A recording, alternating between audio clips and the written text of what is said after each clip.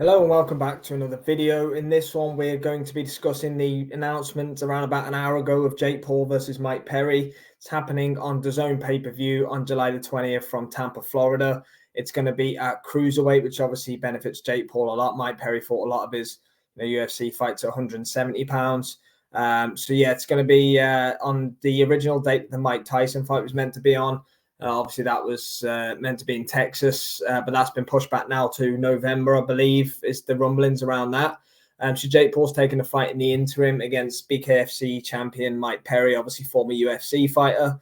There's a lot to break down here. It's a very interesting dynamic. The best way I think I can describe it is it could either be a very good cherry pick by Jake Paul and his team, or it could be a completely disastrous cherry pick by Jake Paul and his team. Ultimately, Mike Perry is about that life. He is not afraid to get wet. Being Jake Paul's face all night. He's a very tough man and he can throw hands. What Jake Paul has going for him in this fight is, he's a lot bigger than Mike Perry.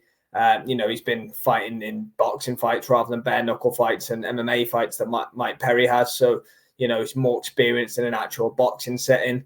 But I think the variables are very, very interesting in it. Mike Perry's going to stick it on him. He'll stick it on him at the press conferences. He'll stick it on him at the weigh-in.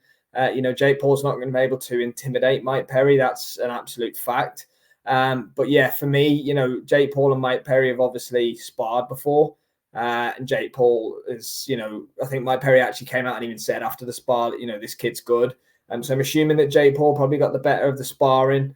Hence why him and his team have probably jumped all over this opportunity. Now it's presented itself to fight Mike Perry on July the 20th, while this Mike Tyson thing is playing out in the background. Hopefully between now and November, Mike Tyson isn't cleared to fight, because we don't need to see Jake Paul, smash to pieces a 60-year-old man. Really don't get anything from that whatsoever. I'd much rather see him fight Mike Perry, even if he is a heavy favorite in the fight. I do think Mike Perry could potentially cause Jake Paul some problems. I don't expect him to cause too many, but you just don't know with Mike Perry. He's very unpredictable. And one thing's for sure, he isn't going to lie down whatsoever. So, should be a good build-up. I'm assuming that they're going to be doing press conferences fairly soon. I just hope that, as I said previously, we do not now see the Mike Tyson fight in November. Don't mind Jake Paul if he wants to fight with MMA guys or BKFC guys like Mike Perry is now. Completely fine with that. He's a fighter still in the prime of his career. I'm happy enough to watch that. Whereas the Mike Tyson extravaganza, it's going to be interesting to see. Obviously that's a Netflix show. I think Amanda Serrano is going to be on this card as well. Obviously she's with MVP, Jake Paul's promotional company. Her and Katie Taylor, will they get it back on? I think they're back on schedule for the Mike Tyson card at the end of the year. So just probably stay busy fights in that sense. But let me know in the comments, do you think Mike Perry can cause some issues for Jake Paul here? The build-up's certainly going to be interesting. I'm excited to see the press conferences and definitely fight week and the weigh-ins. Mike Perry is a very, very unpredictable man, and he will stick it right on Jake Paul.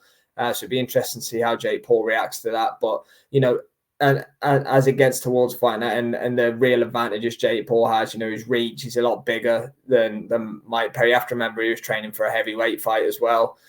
Mike Perry's nowhere near cruiserweight limit. So, Mike Perry hasn't been fighting in boxing. All these things, the deck stacked heavily in Jake Paul's favor.